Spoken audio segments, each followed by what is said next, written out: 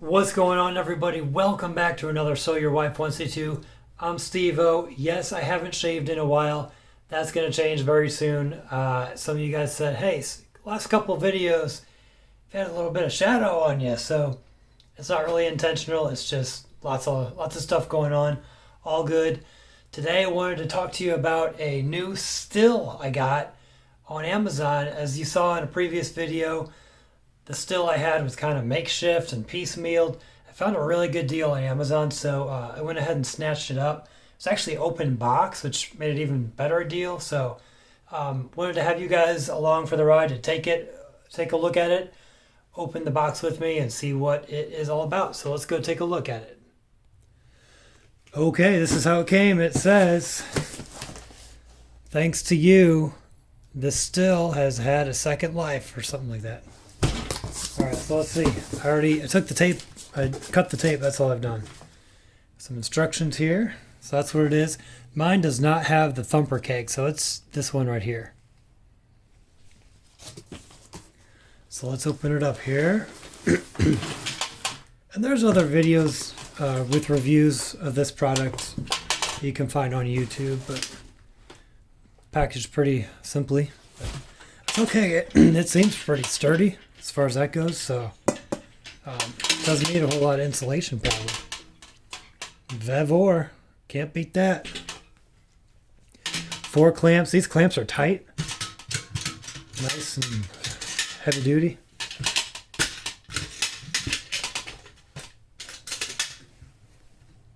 Open it up, man, look how beautiful that is.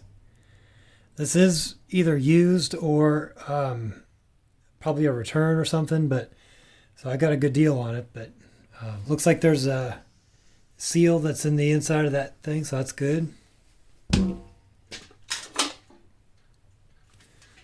Next we have, this is the condenser, so this is going to be water in, water out.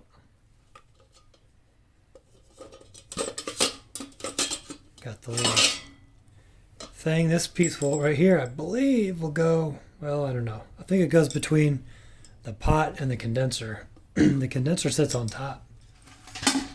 Ooh, it comes with a couple of hoses. This is going to go from here to your water supply, and then back. The other one will go back to water bath, I guess, if you do a water bath.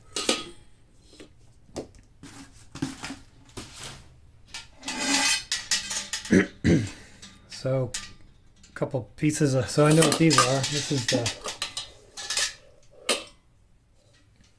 This is an extension piece. So if you wanted to, so if this right here, this is where the essential oils come out, or whatever you're distilling.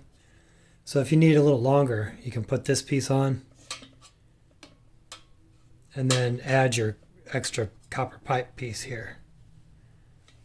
It'll go like that. You can add a little piece, a little extension. So I guess we can put it together real quick here. So that goes on there like that. And this piece will go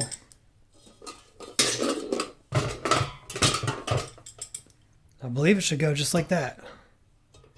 These are all compression fittings, so there's no, you talk about solder, like lead solder causing blindness, and moonshiners going deaf or going blind because of the lead that's in the drink. Well, there's no lead in this whole setup. It's all compression fittings, stainless steel, and copper. So that's pretty nice. So yeah, I believe basically we're just going to be taking these off.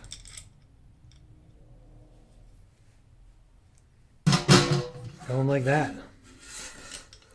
Thought there'd be like a seal, like a rubberized type gasket, but maybe not. Maybe they just rely on the washer.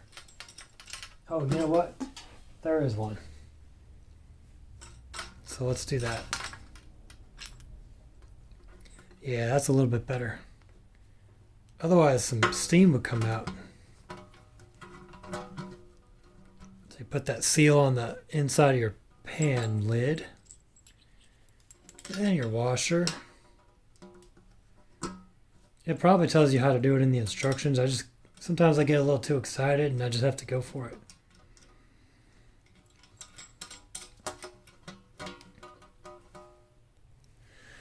Okay, so that was that hole. There's one other hole here. There's this little silicone plug. So I know what this is for too.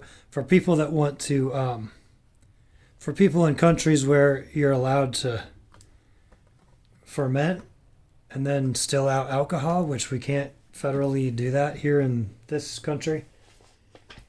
You can ferment in this thing. So you put your whatever you have, grape juice or whatever in here, ferment it. This is the airlock right here. So you just stick that on there, seal that in, it can ferment, and then you don't even have to open this up.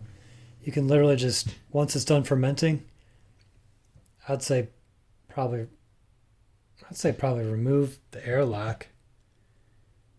But then this would have to be covered up somehow. So I'll have to figure that out. But, oh, you could do I bet you put your thermometer in that then, in that hole. Because you don't want to have this thing running hot when you have this on. Anyway, ferment in that, and then in countries where it's legal, I have to use that disclaimer. Then you go ahead and just run it. You can run your stuff.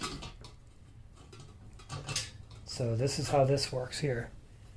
I'm probably blocking it with my hands here, but basically hook that up to what we call the worm. This is where your distillate is going to go through. And I guess you could probably swing this around if you're worried about heat. You could swing this around and support it with some kind of, I don't know, a stack of books or something, Support that and have it over here. You don't have to have it on top. Oh, sorry. But yeah, that's pretty good. This is a pretty cool setup. It's well made. Everything seems to be pretty high quality. Excited to try it out.